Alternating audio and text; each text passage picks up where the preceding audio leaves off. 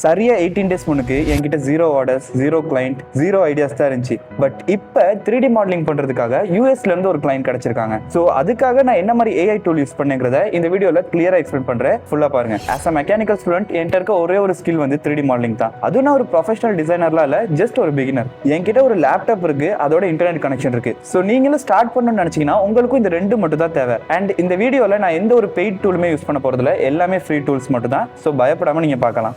நிறைய பேர் என்ன நினைக்கிறாங்கன்னா, இந்த ஃப்ரீலான்சிங்கிறது ஒரு அக்கௌண்ட்டை கிரியேட் பண்ணிட்டு கிக்கை பப்ளிஷ் பண்ணிட்டு அப்புறம் மணி வரும்னு.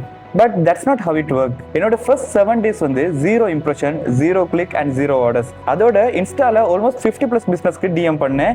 ஒருத்தர் இருந்து கூட ஒழுங்கா ரிப்ளை வரல. ஸோ இதனால ஆல்மோஸ்ட் குயிட் பண்ற நிலைமைக்கே போயிட்டேன். அப்பதான் ஒரு முக்கியமான விஷயத்தை நோட் பண்ணேன். ஃபைவர்ல இருக்க டாப் செல்லர்ஸ் எல்லாமே ஒரு காமன் திங்கை ஃபாலோ பண்றாங்க. டாப் செல்லர்ஸ் போட்டிருக்க கிக்கா இருக்கட்டும், டைட்டிலா இருக்கட்டும், சாம்பிள்ஸா இருக்கட்டும், எல்லாமே ஒரு ப்ரொஃபஷனல் லுக்கை கொடுக்குது. இதுக்கான ரீசன் அவங்க யூஸ் பண்ற AI tools. Most of the freelancers AI use பண்ணி தான் அவங்க கிக்கை ப்ரொஃபஷனலா வச்சிருக்காங்க. உண்மையை சொல்லணும்னா நானுமே இதே ஸ்ட்ராட்டஜியை தான் ஃபாலோ பண்ணேன். ஸோ இதுக்காக நான் என்ன பண்ணேன்னா, ஒரு ஒர்க் ஃப்ளோவை மெயின்டைன் பண்ணேன். ஸ்டெப் 1 என்னன்னா, ChatGPT ஃபார் கிக் ஆப்டிமைசேஷன். என்னோட கிக் டைட்டில் ChatGPT கொடுத்து make this more searchable and கம்பெலிங்னு டைப் பண்ணேன். ஓகே, அடுத்து அது கொடுத்த டைட்டில் காப்பி பண்ணி ஃபைவர் கிக்ல பேஸ்ட் பண்ணிட்டேன்.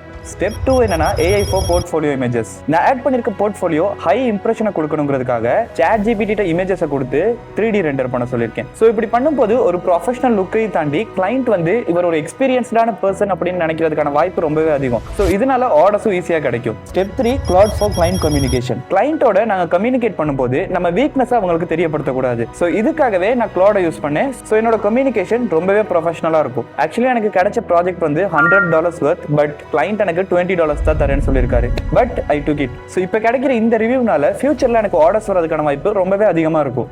ஸோ இப்போ நீங்கள் ஒரு ஸ்டூடெண்ட் இல்லாட்டி ஃப்ரீலான்சிங் பண்ணணும்னு நினச்சிக்கிட்டு இருந்தீங்கன்னா இப்போயே ஸ்டார்ட் பண்ணுங்க. பெர்ஃபெக்ட் டைம் வர வரைக்கும் வெயிட் பண்ணாதீங்க. ஏஐ டூல்ஸ் யூஸ் பண்ணுங்க. அதோட கூகுளில் நான் சொன்னது இல்லாமல் நிறைய ஏஐ டூல்ஸ் அவைலபிளாக இருக்கு. எல்லாத்தையுமே ட்ரை பண்ணி பாருங்க. அடுத்து பயோல என்னோட ஃபைவர் ஸ்டார்டர் கிட்ட ஆட் பண்ணியிருக்கேன். ஸோ ஃப்ரீயாக நீங்கள் ஆக்சஸ் பண்ணிக்கலாம், டவுன்லோட் பண்ணிக்கோங்க. ரொம்பவே யூஸ்ஃபுல்லாக இருக்கும். ஸோ இந்த வீடியோ பிடிச்சிருந்தா மறக்காம சப்ஸ்கிரைப் பண்ணிட்டு ஃப்ரீலான்சிங் ஸ்டார்ட் பண்ணணும்னு நினைக்கிற உங்கள் ஃப்ரெண்ட்ஸுக்கும் மறக்காம ஷேர் பண்ணிருங்க.